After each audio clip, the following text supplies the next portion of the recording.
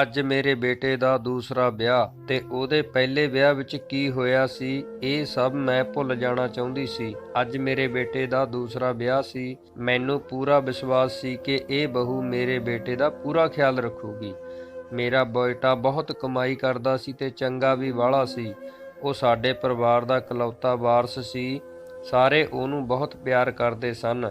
ਇਸੇ ਕਰਕੇ ਇਹ ਦੂਸਰੇ ਵਿਆਹ ਦੀ ਗੱਲ ਕਿਸੇ ਨੂੰ ਅਜੀਬ ਨਹੀਂ ਲੱਗੀ ਕਿ ਉਹਦਾ ਦੂਸਰਾ ਵਿਆਹ ਇੰਨਾ ਜਲਦੀ ਕਿਉਂ ਹੋ ਰਿਹਾ। ਪਰ ਜਿਵੇਂ ਜਿਵੇਂ ਰਾਤ ਨੇੜੇ ਆ ਰਹੀ ਸੀ, ਮੈਨੂੰ ਬਹੁਤ ਡਰ ਲੱਗ ਰਿਹਾ ਸੀ। ਮੈਂ ਬਹੁਤ ਚਿੰਤਾ ਵਿੱਚ ਸਾਂ। ਮੇਰੀ ਬੇਟੀ ਨੂੰ ਵੀ ਇਸ ਗੱਲ ਬਾਰੇ ਪਤਾ ਸੀ ਤੇ ਉਹ ਵੀ ਬਹੁਤ ਫਿਕਰ ਕਰਦੀ ਹੋਈ ਬੋਲੀ, ਮਾਂ ਹੁਣ ਵੀ ਕਿਤੇ ਪਹਿਲਾਂ ਵਾਲੀ ਗੱਲ ਨਾ ਹੋ ਜਾਵੇ। ਮੈਂ ਕਿਹਾ, ਕੁੜੇ ਸ਼ੁਭ ਸ਼ੁਭ ਬੋਲ, ਕੋਈ ਤਾਂ ਆਪਣੇ ਮੂੰਹ ਵਿੱਚੋਂ ਚੰਗਾ ਲਫ਼ਜ਼ ਕੱਢ। ਮੈਂ ਤਾਂ ਪਹਿਲਾਂ ਹੀ ਚਿੰਤਾ ਵਿੱਚ ਹਾਂ। ਆਪਣੇ ਸਾਰੇ ਰਿਸ਼ਤੇਦਾਰ ਆਏ ਹੋਏ ਨੇ। ਪਹਿਲੇ ਵਿਆਹ 'ਤੇ ਤਾਂ ਕੋਈ ਇੰਨਾ ਇਕੱਠ ਵੀ ਨਹੀਂ ਸੀ ਕਿਉਂਕਿ ਲੋਕਡਾਊਨ ਲੱਗਿਆ ਹੋਇਆ ਸੀ। ਇਸ ਵਾਰ ਤਾਂ ਸਾਰੇ ਰਿਸ਼ਤੇਦਾਰ ਆਏ ਹੋਏ ਨੇ। ਇਸ ਕਰਕੇ ਪਹਿਲੇ ਵਿਆਹ ਬਾਰੇ ਕਿਸੇ ਨੂੰ ਬਹੁਤਾ ਪਤਾ ਵੀ ਨਹੀਂ ਸੀ। ਇਹ ਵੀ ਨਹੀਂ ਸੀ ਕਿਸੇ ਨੇ ਪੁੱਛਿਆ ਕਿ ਐਸਾ ਕੀ ਕਾਰਨ ਹੋਇਆ ਜਿਹੜਾ ਮੇਰੇ ਬੇਟੇ ਸੁਰਿੰਦਰ ਦਾ ਇੰਨਾ ਜਲਦੀ ਦੂਸਰਾ ਵਿਆਹ ਕਰਨਾ ਪਿਆ। ਮੇਰਾ ਬੇਟਾ ਇਸ ਵਿਆਹ ਤੋਂ ਬਹੁਤ ਖੁਸ਼ ਸੀ ਕਿਉਂਕਿ ਉਸ ਦੀ ਇਹ ਘਰਵਾਲੀ ਇੱਕ ਤਾਂ ਛੋਟੀ ਉਮਰ ਦੀ ਤੇ ਦੂਸਰੀ ਪਹਿਲੀ ਘਰਵਾਲੀ ਨਾਲੋਂ ਜ਼ਿਆਦਾ ਸੋਹਣੀ ਸੀ। ਖੁਸ਼ ਹੋਣਾ ਤਾਂ ਉਹਦੇ ਲਈ ਸੁਭਾਵਿਕ ਗੱਲ ਸੀ। ਸਰਦੀਆਂ ਦੇ ਦਿਨ ਸੀ। ਜ਼ਿਆਦਾਤਰ ਰਿਸ਼ਤੇਦਾਰ ਘਰ ਵਿੱਚ ਹੀ ਰੁਕੇ ਹੋਏ ਸਨ। ਬਾਹਰ ਧੁੰਦ ਬਹੁਤ ਜ਼ਿਆਦਾ ਸੀ। ਕੁੜੀਆਂ ਗਿੱਧਾ ਪਾ ਰਹੀਆਂ ਸਨ। ਰਿਸ਼ਤੇਦਾਰ ਆਪਸ ਵਿੱਚ ਇੱਕ ਦੂਸਰੇ ਨੂੰ ਮਜ਼ਾਕ ਕਰ ਰਹੇ ਸੀ।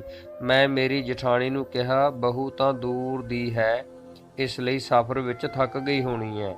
ਮੈਨੂੰ ਨਹੀਂ ਲੱਗਦਾ ਇਹਨੂੰ ਅੱਜ ਲਾੜੇ ਦੇ ਕਮਰੇ ਵਿੱਚ ਨਾ ਭੇਜਿਆ ਜਾਵੇ।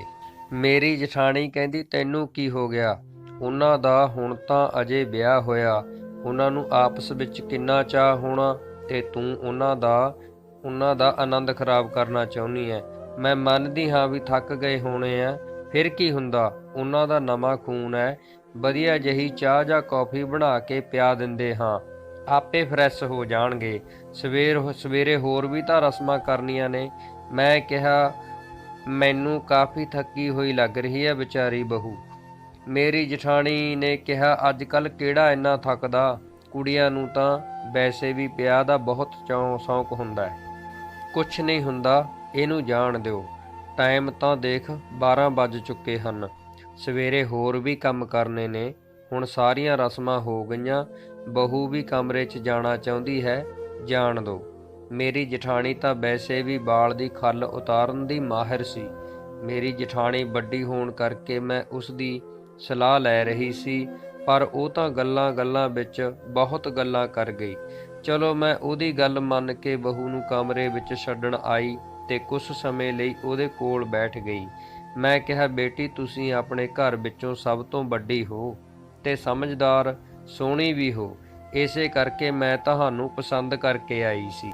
ਪਰ ਬੇਟੀ, ਕੁਝ ਗੱਲਾਂ ਇਹੋ ਜਿਹੀਆਂ ਹੁੰਦੀਆਂ ਨੇ ਜੋ ਸਾਨੂੰ ਬਿਲਕੁਲ ਵੀ ਪਸੰਦ ਨਹੀਂ ਹੁੰਦੀਆਂ। ਪਰ ਮੇਰੀਏ ਧੀਏ, ਤੂੰ ਥੋੜ੍ਹਾ ਸਬਰ ਕਰੀਂ। ਉਹ ਮੈਨੂੰ ਕਹਿੰਦੀ, ਮੰਮੀ ਮੈਨੂੰ ਕੁਝ ਵੀ ਸਮਝ ਨਹੀਂ ਆ ਰਿਹਾ, ਤੁਸੀਂ ਕੀ ਕਹਿ ਰਹੇ ਹੋ? ਮੈਂ ਕਿਹਾ, ਜੇਕਰ ਮੇਰਾ ਬੇਟਾ ਕੋਈ ਪੁੱਠਾ ਸਿੱਧਾ ਕੰਮ ਕਰੂ, ਉਹਦੇ ਤੇ ਤੁਸੀਂ ਕੋਈ ਬਹੁਤਾ ਧਿਆਨ ਨਹੀਂ ਦੇਣਾ। ਕਮਰੇ ਦੀ ਗੱਲ ਕਮਰੇ ਵਿੱਚ ਹੀ ਰਹਿਣੀ ਚਾਹੀਦੀ ਹੈ। ਸਵੇਰੇ ਮੈਨੂੰ ਦੱਸ ਦੇਵੀਂ, ਮੈਂ ਤੇਰੀ ਪ੍ਰੋਬਲਮ ਨੂੰ ਸੋਲਵ ਕਰੂੰਗੀ। ਮੇਰੀ ਗੱਲ ਸੁਣ ਕੇ ਉਹ ਥੋੜ੍ਹਾ ਡਰ ਗਈ ਕਿ ਮੈਂ ਕਿਹੜੇ ਵਿਸ਼ੇ 'ਤੇ ਗੱਲ ਕਰ ਰਹੀ ਹਾਂ, ਪਰ ਫਿਰ ਵੀ ਉਹ ਕਹਿੰਦੀ, ਮੈਂ ਪੂਰੀ ਕੋਸ਼ਿਸ਼ ਕਰੂੰਗੀ। ਹੁਣ ਇਸ ਘਰ ਦੀ ਇੱਜ਼ਤ ਵੀ ਤਾਂ ਮੇਰੀ ਹੀ ਇੱਜ਼ਤ ਹੈ। ਚਲੋ, ਮੈਂ ਬਹੂ ਨੂੰ ਆਪਣੇ ਬੇਟੇ ਦੇ ਕਮਰੇ 'ਚ ਛੱਡ ਕੇ ਬਾਹਰ ਆਈ। ਸਾਰੇ ਨੱਚਣ ਕਰਕੇ ਥੱਕ ਚੁੱਕੇ ਸਨ, ਇਸੇ ਲਈ ਜਲਦੀ ਸੌਂ ਗਏ ਸੀ। ਸਾਰੇ ਪਾਸੇ ਸੁੰਨ ਸਰਾਏ ਹੋਈ ਪਈ ਸੀ। ਸਰਦੀਆਂ ਦੀ ਰੁੱਤ ਵਿੱਚ ਰਾਤ ਜਲਦੀ ਸ਼ਾਂਤ ਹੋ ਜਾਂਦੀ ਹੈ। ਮੈਨੂੰ ਨੀਂਦ ਨਹੀਂ ਆ ਰਹੀ ਸੀ। ਕੁਛ ਦੇਰ ਬਾਅਦ ਮੈਂ ਸੌਣ ਲੱਗੀ। ਨੀਂਦ ਤਾਂ ਆ ਹੀ ਨਹੀਂ ਰਹੀ ਸੀ।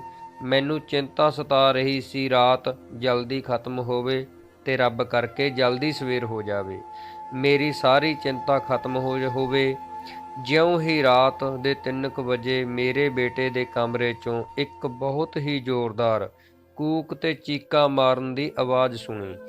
ਉਹ ਤੋਂ ਬਾਅਦ ਮੈਨੂੰ ਪਤਾ ਲੱਗਿਆ ਕਿ ਹੁਣ ਕੀ ਹੋਣ ਵਾਲਾ ਹੈ। ਬਾਰ-ਬਾਰ ਚੀਕਾਂ ਤੇ ਕੂਕਾਂ ਸੁਣੀਆਂ। ਇੰਜ ਲੱਗ ਰਿਹਾ ਸੀ ਜਿਵੇਂ ਕੋਈ ਔਰਤ ਹੋਵੇ।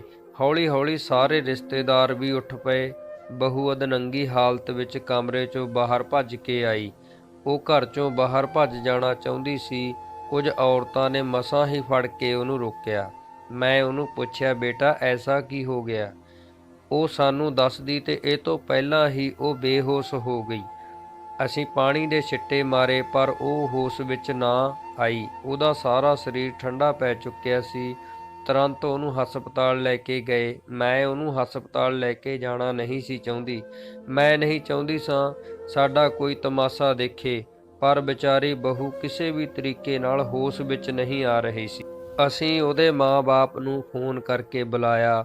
ਉਹਨਾਂ ਨੇ ਵੀ ਆ ਕੇ ਸਾਡੇ ਨਾਲ ਕੋਈ ਗੱਲ ਨਹੀਂ ਕੀਤੀ, ਬਸ ਇੱਕ ਦੂਸਰੇ ਦੇ ਕੰਨ ਭਰਨੇ ਸ਼ੁਰੂ ਕਰ ਦਿੱਤੇ। ਪਤਾ ਨਹੀਂ ਸਾਡੀ ਧੀ ਨੂੰ ਕੀ ਹੋ ਗਿਆ। ਇਹਦੇ ਨਾਲ ਖੌਰੇ ਰਾਤ ਨੂੰ ਕਿਹੋ ਜਿਹਾ ਸਲੂਕ ਕੀਤਾ ਹੋਣਾ ਇਹਨਾਂ ਜ਼ਾਲਮਾਂ ਨੇ। ਸਾਰੇ ਜਣੇ ਮੇਰੇ ਵੱਲ ਅਜੀਬ ਜਿਹੀਆਂ ਨਜ਼ਰਾਂ ਨਾਲ ਦੇਖਣ ਲੱਗੇ। ਮੈਨੂੰ ਸਾਰਿਆਂ ਨਾਲ ਇਕੱਲੀ ਹੀ ਨਜਿੱਠਣਾ ਪਿਆ।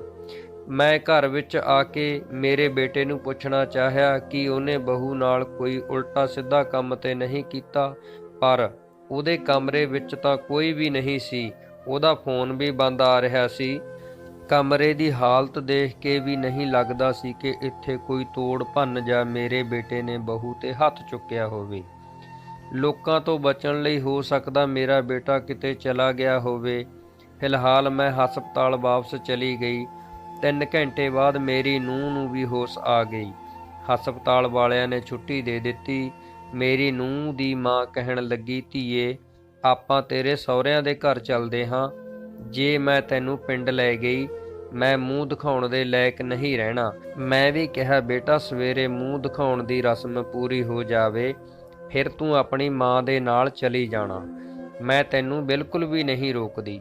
ਮੇਰੀ ਗੱਲ ਸੁਣ ਕੇ ਮੇਰੀ ਨੂੰਹ ਕਹਿੰਦੀ, ਅੱਗ ਲੱਗੇ ਤੁਹਾਡੀ ਰਸਮ ਨੂੰ, ਮੈਂ ਤੁਹਾਡੇ ਘਰ ਇੱਕ ਪਲ ਵੀ ਨਹੀਂ ਰਹਿ ਸਕਦੀ। ਮੈਨੂੰ ਮੇਰੇ ਘਰ ਜਾਣ ਤੋਂ ਕੋਈ ਨਹੀਂ ਰੋਕ ਸਕਦਾ, ਨਾ ਕੋਈ ਸਮਾਜ ਤੇ ਨਾ ਕੋਈ ਕਾਨੂੰਨ। ਮੈਂ ਪੜ੍ਹੀ ਲਿਖੀ ਅੱਜ ਦੇ ਜ਼ਮਾਨੇ ਦੀ ਕੁੜੀ ਹਾਂ। ਮੈਨੂੰ ਮੇਰੀ ਜ਼ਿੰਦਗੀ ਆਪਣੇ ਹਿਸਾਬ ਨਾਲ ਜਿਉਣ ਦਾ ਪੂਰਾ ਹੱਕ ਹੈ। ਮੇਰੀ ਨੂੰਹ ਨੇ ਆਪਣਾ ਫੈਸਲਾ ਸੁਣਾਇਆ ਤੇ ਮੈਂ ਰੋਂਦੀ ਰੋਂਦੀ ਸੋਚਣ ਲੱਗੀ, ਇਹ ਤਾਂ ਪਹਿਲਾਂ ਵੀ ਸਾਡੇ ਨਾਲ ਹੋ ਚੁੱਕਿਆ ਜਦੋਂ ਮੈਂ ਮੇਰੇ ਬੇਟੇ ਦਾ ਪਹਿਲਾ ਵਿਆਹ ਕੀਤਾ ਸੀ। ਮੇਰੀ ਪਹਿਲੀ ਨੂੰਹ ਨਾਲ ਵੀ ਇਸੇ ਤਰ੍ਹਾਂ ਹੋਇਆ ਸੀ। ਉਹ ਮੇਰੀ ਪਸੰਦ ਦੀ ਕੁੜੀ ਸੀ ਤੇ ਉਹ ਮੇਰੀ ਧੀ ਦੀ ਦੋਸਤ ਵੀ ਸੀ। ਉਹ ਇੱਕ ਅਮੀਰ ਘਰਾਣੇ ਦੀ ਕੁੜੀ ਸੀ। ਸਾਡੇ ਘਰ ਉਹਦਾ ਆਉਣਾ ਜਾਣਾ ਸੀ। ਮੈਨੂੰ ਵਧੀਆ ਲੱਗਦਾ ਉਹਦਾ ਆਉਣਾ ਜਾਣਾ। ਇੱਕ ਦਿਨ ਮੈਂ ਨੋਟ ਕੀਤਾ ਕਿ ਇਹ ਕੁੜੀ ਮੇਰੇ ਬੇਟੇ ਨੂੰ ਪਸੰਦ ਕਰਨ ਲੱਗੀ। ਇਸੇ ਕਰਕੇ ਉਹਨਾਂ ਨੇ ਸਾਡੇ ਘਰ ਰਿਸ਼ਤਾ ਭੇਜਿਆ ਸੀ। ਵਿਆਹ ਤੋਂ ਬਾਅਦ ਸੁਹਾਗਰਾਤ ਵਾਲੇ ਦਿਨ ਉਹਦੇ ਨਾਲ ਵੀ ਐਦਾਂ ਹੀ ਹੋਇਆ ਸੀ। ਉਹ ਵੀ ਕਮਰੇ 'ਚੋਂ ਚੀਕਾਂ ਮਾਰਦੀ ਹੋਈ ਭੱਜ ਕੇ ਬਾਹਰ ਆਈ ਸੀ ਤੇ ਉਹ ਤੋਂ ਬਾਅਦ ਮੇਰੇ ਬੇਟੇ ਦੀ ਸ਼ਕਲ ਵੀ ਦੇਖਣਾ ਪਸੰਦ ਨਹੀਂ ਸੀ ਕਰਦੀ ਸੀ। ਸਾਰਿਆਂ ਨੇ ਉਹਨੂੰ ਸਮਝਾਇਆ ਕਿ ਬੇਟਾ ਆਪਣੀ ਲਾਈਫ ਬਾਰੇ ਸੋਚ। ਉਹ ਕਹਿੰਦੀ, ਮੇਰੀ ਲਾਈਫ ਤਾਂ ਬਰਬਾਦ ਹੋ ਗਈ। ਇਹੀ ਕੁਝ ਇਸ ਕੁੜੀ ਨੂੰ ਸਮਝਾਇਆ ਜਾ ਰਿਹਾ ਸੀ, ਪਰ ਉਹਦਾ ਇੱਕ ਹੀ ਜਵਾਬ ਸੀ, ਨਹੀਂ ਰਹਿਣਾ ਤਾਂ ਬਸ ਨਹੀਂ ਰਹਿਣਾ ਤੁਹਾਡੇ ਮੁੰਡੇ ਨਾਲ। ਬਹੂ ਦਾ ਬਾਪ ਕਹਿੰਦਾ, ਮੁੰਡੇ ਨੂੰ ਤਾਂ ਬੁਲਾਓ, ਕਿ ਉਹਨੇ ਸਾਡੀ ਕੁੜੀ ਨਾਲ ਇਹੋ ਜਿਹਾ ਕੀ ਕੀਤਾ ਹੈ। ਇੰਨੇ ਨੂੰ ਮੇਰਾ ਬੇਟਾ ਵੀ ਘਰ ਆ ਗਿਆ। ਸਾਰੇ ਉਹਨੂੰ ਪੁੱਛਣ ਲੱਗੇ, ਪਰ ਉਹ ਕੁਝ ਨਹੀਂ ਬੋਲ ਰਿਹਾ ਸੀ, ਚੁੱਪ ਕਰਕੇ ਬੈਠਾ ਰਿਹਾ। ਕੁੜੀ ਦੀ ਮਾਂ ਵੀ ਮੇਰੇ ਬੇਟੇ ਨੂੰ ਬੁਰਾ ਭਲਾ ਬੋਲ ਰਹੀ ਸੀ ਤੇ ਧਮਕਾ ਕੇ ਮੇਰੇ ਬੇਟੇ ਨੂੰ ਆਪਣੀ ਕੁੜੀ ਨੂੰ ਲੈ ਕੇ ਚਲੇ ਗਏ। ਸਾਰੇ ਪਿੰਡ ਵਿੱਚ ਸਾਡੀ ਬੇਇੱਜ਼ਤੀ ਹੋਈ। ਅਸੀਂ ਕਿਸੇ ਨੂੰ ਮੂੰਹ ਦਿਖਾਉਣ ਦੇ ਲਾਇਕ ਨਾ ਰਹੇ। ਪਰ ਮੇਰਾ ਬੇਟਾ ਸੁਰਿੰਦਰ ਫਿਰ ਵੀ ਕੁਝ ਨਹੀਂ ਸੀ ਬੋਲਿਆ। ਸੁਰਿੰਦਰ ਦੇ ਪਾਪਾ ਤਾਂ ਪਹਿਲਾਂ ਹੀ ਚੜ੍ਹਾਈ ਕਰ ਚੁੱਕੇ ਸਨ, ਇਸ ਲਈ ਇਹ ਸਾਰੀ ਬੇਇੱਜ਼ਤੀ ਮੈਨੂੰ ਇਕੱਲੀ ਨੂੰ ਹੀ ਸਹਿਣੀ ਪਈ। ਜਿਹੜੇ ਲੋਕ ਸਾਡੇ ਘਰ ਇਕੱਠੇ ਹੋਏ ਸਨ, ਉਹਨਾਂ ਨੇ ਵੀ ਸਾਨੂੰ ਖਰੀਆਂ ਸੁਣਾਈਆਂ। ਕੁੜੀ ਦੀ ਮਾਂ ਤਾਂ ਕਾਬੂ ਵਿੱਚ ਹੀ ਨਹੀਂ ਆ ਰਹੀ ਸੀ, ਕਿਉਂਕਿ ਉਹਦੀ ਕੁੜੀ ਦੀ ਜ਼ਿੰਦਗੀ ਜੋ ਬਰਬਾਦ ਹੋ ਗਈ ਸੀ। ਆਖਰ ਇਹਦੇ ਵਿੱਚ ਉਹਦਾ ਕੋਈ ਕਸੂਰ ਨਹੀਂ ਸੀ। ਅੱਜ ਮੈਂ ਜ਼ਿੰਦਗੀ ਵਿੱਚ ਇਕੱਲੀ ਮਹਿਸੂਸ ਕਰ ਰਹੀ ਸੀ। ਕਾਸ਼ ਕਿਤੇ ਸੁਰਿੰਦਰ ਦੇ ਪਾਪਾ ਹੁੰਦੇ ਤਾਂ ਮੈਂ ਇੰਨੀ ਜਲਦੀ ਹਿੰਮਤ ਨਾ ਹਾਰਦੀ। ਲੋਕਾਂ ਦੇ ਤਾਨਿਆਂ ਮਿਹਣਿਆਂ ਨੂੰ ਮੈਂ ਇਕੱਲੀ ਹੀ ਸਹਿੰਦੀ ਗਈ। ਸਾਰੇ ਜਣੇ ਇੱਕ ਦੂਸਰੇ ਦੇ ਕੰਨ ਭਰਨ ਲੱਗੇ ਹੋਏ ਸੀ। ਕੋਈ ਕਹਿੰਦਾ ਸੁਰਿੰਦਰ ਪਾਗਲ ਹੈ ਤੇ ਕੋਈ ਕਹਿੰਦਾ ਦਿਮਾਗੀ ਮਰੀਜ਼ ਹੈ, ਕੋਈ ਕਹਿੰਦਾ ਪਤਾ ਨਹੀਂ ਇਹਨੇ ਇਹ ਬਗਾਨੀ ਧੀ ਨਾਲ ਕੀ ਕੀਤਾ ਹੋਊ ਜਿਹੜਾ ਉਹ ਇੰਨਾ ਡਰ ਗਈ। ਜਿੰਨੇ ਮੂੰਹ ਓਨੀਆਂ ਗੱਲਾਂ। ਇਹਨਾਂ ਸਭ ਗੱਲਾਂ ਦਾ ਮੇਰੇ ਕੋਲ ਕੋਈ ਜਵਾਬ ਨਹੀਂ ਸੀ। ਜਦੋਂ ਲੋਕਾਂ ਨੂੰ ਸੱਚ ਦਾ ਪਤਾ ਨਾ ਹੋਵੇ ਤਾਂ ਉਹ ਆਪਣੇ ਕੋਲੋਂ ਮਨਘੜਤ ਕਹਾਣੀਆਂ ਬਣਾਉਣ ਲੱਗ ਜਾਂਦੇ ਨੇ, ਤੇ ਆਪਣੇ ਕੋਲੋਂ ਮਨਘੜਤ ਬਣਾਈ ਹੋਈ ਕਹਾਣੀ ਸੱਚੀ ਕਹਾਣੀ ਨਾਲੋਂ ਕਿਤੇ ਜ਼ਿਆਦਾ ਨੁਕਸਾਨਦਾਇਕ ਹੁੰਦੀ ਹੈ। ਪਰ ਸੱਚ ਦਾ ਤਾਂ ਮੈਨੂੰ ਵੀ ਪਤਾ ਨਹੀਂ ਸੀ ਕਿ ਐਸਾ ਕੀ ਹੁੰਦਾ ਜੋ ਸੁਹਾਗ ਰਾਤ ਵਾਲੇ ਦਿਨ ਮੇਰੀਆਂ ਨੂੰਹਾਂ ਚੀਕਾਂ ਮਾਰਦੀਆਂ ਹੋਈਆਂ ਮੇਰੇ ਬੇਟੇ ਦੇ ਕਮਰੇ 'ਚੋਂ ਬਾਹਰ ਭੱਜਦੀਆਂ ਸੀ। ਉਸ ਕੁੜੀ ਨੇ ਵੀ ਮੈਨੂੰ ਕੁਝ ਨਹੀਂ ਦੱਸਿਆ। ਥੋੜੇ ਦਿਨਾਂ ਬਾਅਦ ਮੈਂ ਉਸ ਕੁੜੀ ਦੀ ਸਿਹਤ ਠੀਕ ਠਾਕ ਪੁੱਛਣ ਬਾਰੇ ਮੈਂ ਫੋਨ ਕੀਤਾ ਤੇ ਮੈਂ ਜਾਣਨਾ ਚਾਹੁੰਦੀ ਸੀ ਕਿ ਹੋ ਸਕਦਾ ਉਹਨੇ ਆਪਣੇ ਮਾਪਿਆਂ ਨੂੰ ਦੱਸਿਆ ਹੋਵੇ ਕਿ ਉਸ ਰਾਤ ਉਸ ਨਾਲ ਕੀ ਹੋਇਆ ਸੀ। ਮੈਂ ਇਨਸਾਨੀਅਤ ਤੌਰ ਤੇ ਫੋਨ ਕੀਤਾ ਤੇ ਫੋਨ ਉਸ ਕੁੜੀ ਦੀ ਮਾਂ ਨੇ ਚੁੱਕ ਲਿਆ। ਮੈਂ ਜਿਉਂ ਹੀ ਪੁੱਛਿਆ, ਜੀ ਹੁਣ ਕਿਵੇਂ ਹੈ ਤੁਹਾਡੀ ਬੇਟੀ ਦੀ ਸਿਹਤ? ਮੇਰੀ ਆਵਾਜ਼ ਸੁਣਦੇ ਹੀ ਉਸਦੀ ਮਾਂ ਇੱਕਦਮ ਭੜਕ ਉੱਠੀ। ਕਹਿੰਦੀ, ਮੇਰੀ ਕੁੜੀ ਅਜੇ ਠੀਕ ਨਹੀਂ ਹੈ। ਜਦੋਂ ਸਾਡਾ ਰਿਸ਼ਤਾ ਹੀ ਖਤਮ ਹੋ ਗਿਆ ਤੁਸੀਂ ਫੋਨ ਕਿਉਂ ਕੀਤਾ ਹੈ? ਖਬਰਦਾਰ ਜੇ ਅੱਗੇ ਤੂੰ ਮੇਰੇ ਘਰ ਫੋਨ ਕੀਤਾ। ਇਹ ਸਭ ਸੁਣ ਕੇ ਮੈਂ ਬਹੁਤ ਪਰੇਸ਼ਾਨ ਹੋਈ। ਮੇਰੀ ਪਹਿਲੀ ਨੂੰਹ ਨਾਲ ਵੀ ਐਵੇਂ ਜਿਵੇਂ ਹੋਇਆ ਸੀ। ਮੇਰੀ ਧੀ ਨੇ ਦੱਸਿਆ ਕਿ ਮਾਂ ਉਹ ਤਾਂ 6-7 ਮਹੀਨੇ ਬਾਅਦ ਬਿਮਾਰ ਹੋਣ ਤੋਂ ਬਾਅਦ ਮਸਾਂ ਹੀ ਠੀਕ ਹੋਈ ਸੀ। ਆਖਰ ਮੇਰੇ ਬੇਟੇ ਵਿੱਚ ਇਹੋ ਜਿਹੀ ਕੀ ਗੱਲ ਸੀ ਜੋ ਮੈਨੂੰ ਸਮਝ ਨਹੀਂ ਆ ਰਹੀ ਸੀ? ਘਾਟ ਕੀ ਸੀ? ਉਹਦੀਆਂ ਪਤਨੀਆਂ ਸੁਹਾਗ ਰਾਤ ਵਾਲੇ ਦਿਨ ਹੀ ਡਰ ਕੇ ਭੱਜ ਜਾਂਦੀਆਂ ਸਨ। ਸੁਰਿੰਦਰ ਦੀ ਗੱਲ ਕਰਾਂ ਤਾਂ ਸੁਰਿੰਦਰ ਬਹੁਤ ਹੀ ਸਾਊ ਤੇ ਸਿੱਧਾ ਸਾਦਾ ਮੁੰਡਾ ਸੀ। ਬਚਪਨ ਤੋਂ ਘੱਟ ਹੀ ਬੋਲਦਾ ਸੀ, ਪਰ ਉਹਦੇ ਵਿੱਚ ਕੋਈ ਵੀ ਹਰਕਤ ਇਹੋ ਜਿਹੀ ਨਹੀਂ ਲੱਗਦੀ ਸੀ ਜੋ ਨਾਰਮਲ ਹੋਵੇ। ਸੁਰਿੰਦਰ ਮੇਰਾ ਜੇਠਾ ਪੁੱਤਰ ਸੀ। ਅਸੀਂ ਉਹਨੂੰ ਬਹੁਤ ਚਾਵਾਂ ਲਾਡਾਂ ਨਾਲ ਪਾਲਿਆ ਸੀ। ਸਾਡੇ ਇੰਨਾ ਪਿਆਰ ਕਰਨ ਤੇ ਵੀ ਉਹ ਵਿਗੜਿਆ ਨਹੀਂ ਸੀ। ਬਸ ਇੰਨੀ ਗੱਲ ਜ਼ਰੂਰ ਸੀ, ਉਹ ਆਪਣੇ ਸੋਹਣੇ ਹੋਣ ਦਾ ਘਮੰਡ ਬਹੁਤ ਕਰਦਾ ਸੀ। ਉਹ ਕਹਿੰਦਾ ਸੀ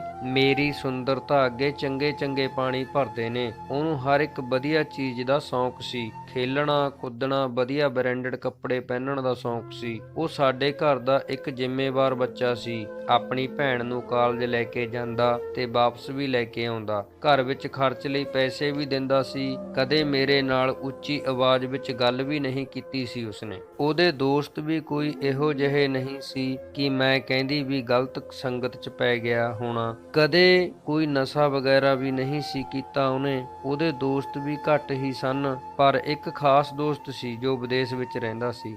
ਬੜਾ ਹੀ ਚੰਗਾ ਮੁੰਡਾ ਸੀ। ਮੇਰੀ ਗੱਲ ਵੀ ਸੁਰਿੰਦਰ ਉਹਦੇ ਨਾਲ ਕਰਵਾ ਦਿੰਦਾ ਸੀ ਤੇ ਨਾਲੇ ਕਹਿੰਦਾ, ਮਾਂ ਇਹ ਮੁੰਡਾ ਮੇਰੀ ਛੋਟੀ ਭੈਣ ਲਈ ਕਿਵੇਂ ਲੱਗਦਾ ਤੈਨੂੰ? ਕਿਉਂ ਨਾ ਆਪਾਂ ਛੋਟੀ ਦਾ ਰਿਸ਼ਤਾ ਇਹਦੇ ਨਾਲ ਕਰ ਦਈਏ। ਚਲੋ ਸਭ ਕੁਝ ਠੀਕ ਠਾਕ ਸੀ, ਪਰ ਜਿਹੜਾ ਸਾਡੇ ਨਾਲ 2 ਵਾਰ ਇਹ ਕੁਝ ਹੋਇਆ ਉਹ ਬਿਲਕੁਲ ਸਹੀ ਨਹੀਂ ਸੀ। ਪਤਾ ਨਹੀਂ ਸੁਰਿੰਦਰ ਆਪਣੀਆਂ ਘਰ ਵਾਲੀਆਂ ਨਾਲ ਕੀ ਕਰਦਾ ਸੀ ਜੋ ਸੁਹਾਗ ਰਾਤ ਵਾਲੇ ਦਿਨ ਹੀ ਭੱਜ ਜਾਂਦੀਆਂ ਸਨ। ਹੌਲੀ ਹੌਲੀ ਸਮਾਂ ਲੰਘਦਾ ਗਿਆ। ਸੁਰਿੰਦਰ ਵੀ ਕੁਝ ਮੈਨੂੰ ਸਹੀ ਲੱਗਿਆ। ਘਰ ਵਿੱਚ ਥੋੜੀ ਬਹੁਤੀ ਗੱਲਬਾਤ ਕਰਨ ਲੱਗਿਆ। ਮੈਂ ਸੋਚਿਆ ਕਿ ਹੁਣ ਸੁਰਿੰਦਰ ਦਾ ਤੀਸਰਾ ਵਿਆਹ ਕੀਤਾ ਜਾਵੇ। ਕੁੜੀ ਕੋਈ ਐਸੀ ਹੋਵੇ ਜੋ ਮੈਨੂੰ ਦੱਸ ਦੇਵੇ ਕਿ ਆਖਰ ਸੁਰਿੰਦਰ ਸੁਹਾਗ ਰਾਤ ਵਾਲੇ ਦਿਨ ਐਸਾ ਕਰਦਾ ਕੀ ਹੈ ਜੋ ਘਰ ਵਾਲੀਆਂ ਭੱਜ ਕੇ ਤਲਾਕ ਲੈ ਲੈਂਦੀਆਂ ਹਨ। ਮੈਂ ਇਹ ਵੀ ਚਾਹੁੰਦੀ ਸੀ ਕਿ ਜੋ ਮੇਰੀ ਨੂੰਹ ਬਣ ਕੇ ਆਏ ਉਹ ਸਾਡੇ ਘਰ ਹੀ ਰਹੇ, ਕਿਉਂਕਿ ਮੈਂ ਕਿਸੇ ਦੀ ਧੀ ਦੀ ਜ਼ਿੰਦਗੀ ਬਰਬਾਦ ਕਰਨਾ ਨਹੀਂ ਸੀ ਚਾਹੁੰਦੀ। ਕਿਉਂਕਿ ਮੈਂ ਵੀ ਇੱਕ ਧੀ ਦੀ ਮਾਂ ਸੀ। ਮੈਂ ਇਹ ਵੀ ਚੰਗੀ ਤਰ੍ਹਾਂ ਜਾਣਦੀ ਸੀ ਤਲਾਕ ਦਾ ਧੱਬਾ ਇੱਕ ਔਰਤ ਲਈ ਕਿੰਨਾ ਬਦਨਾਮੀ ਭਰਿਆ ਹੁੰਦਾ। ਮੈਂ ਸੋਚਿਆ ਇਸ ਵਾਰ ਸੁਰਿੰਦਰ ਦਾ ਵਿਆਹ ਕੋਈ ਐਸੀ ਕੁੜੀ ਨਾਲ ਕਰਵਾ ਦਿਆਂ ਜੋ ਵਿਆਹ ਕੇ ਛੱਡੀ ਹੋਵੇ ਜਾਂ ਫਿਰ ਵਿਧਵਾ ਹੋਵੇ।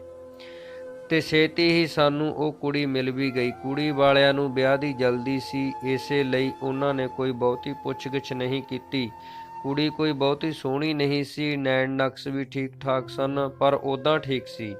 ਮੈਂ ਕੁੜੀ ਵਾਲਿਆਂ ਨੂੰ ਦੱਸਿਆ ਕਿ ਮੇਰੇ ਬੇਟੇ ਦਾ ਪਹਿਲਾਂ ਵੀ ਵਿਆਹ ਹੋ ਚੁੱਕਿਆ। ਉਹਦੀ ਪਹਿਲੀ ਘਰਵਾਲੀ ਥੋੜਾ ਸਮਾਂ ਹੀ ਰਹੀ ਤੇ ਉਹ ਛੱਡ ਕੇ ਚਲੀ ਗਈ। ਮਾੜਾ ਮੋਟਾ ਝੂਠ ਵੀ ਬੋਲਿਆ ਮੈਂ ਸੱਚ ਦੱਸਣ ਦੀ ਸਥਿਤੀ ਵਿੱਚ ਨਹੀਂ ਸੀ। ਕੁੜੀ ਵਾਲੇ ਵਿਆਹ ਲਈ ਰਾਜੀ ਹੋ ਗਏ। ਮੈਂ ਮੇਰੇ ਬੇਟੇ ਸੁਰਿੰਦਰ ਨੂੰ ਕੁੜੀ ਦੀ ਫੋਟੋ ਦਿਖਾਈ ਤਾਂ ਉਹਨੇ ਸਾਫ਼ ਮਨਾ ਕਰ ਦਿੱਤਾ। ਮੈਂ ਇਹਦੇ ਨਾਲ ਵਿਆਹ ਨਹੀਂ ਕਰਾਉਣਾ, ਇਹ ਤਾਂ ਆਮ ਜਿਹੀ ਸ਼ਕਲ ਦੀ ਕੁੜੀ ਹੈ। ਮੈਂ ਉਹਦੀ ਗੱਲ ਸੁਣ ਕੇ ਕਿਹਾ, ਚੁੱਪ ਹੋ ਜਾ, ਜਿਹੋ ਜਿਹੀਆਂ ਤੇਰੀਆਂ ਹਰਕਤਾਂ ਨੇ ਨਾ, ਇਹ ਸਭ ਦੇਖ ਕੇ ਕਦੇ ਤੇਰਾ ਕਿਸੇ ਨੇ ਵਿਆਹ ਵੀ ਨਹੀਂ ਕਰਨਾ। ਪਰ ਮੈਂ ਇੱਕ ਮਾਂ ਹਾਂ, ਕਦੋਂ ਤੱਕ ਤੇਰਾ ਧਿਆਨ ਰੱਖੂੰਗੀ। ਇਹ ਸਭ ਕਹਿੰਦੇ ਹੋਏ ਮੇਰੀਆਂ ਅੱਖਾਂ ਵਿੱਚੋਂ ਹੰਝੂ ਆ ਗਏ। ਮੇਰੀਆਂ ਅੱਖਾਂ ਵਿੱਚ ਹੰਝੂ ਦੇਖ ਕੇ ਸੁਰਿੰਦਰ ਨੇ ਵਿਆਹ ਲਈ ਹਾਂ ਕਰ ਦਿੱਤੀ।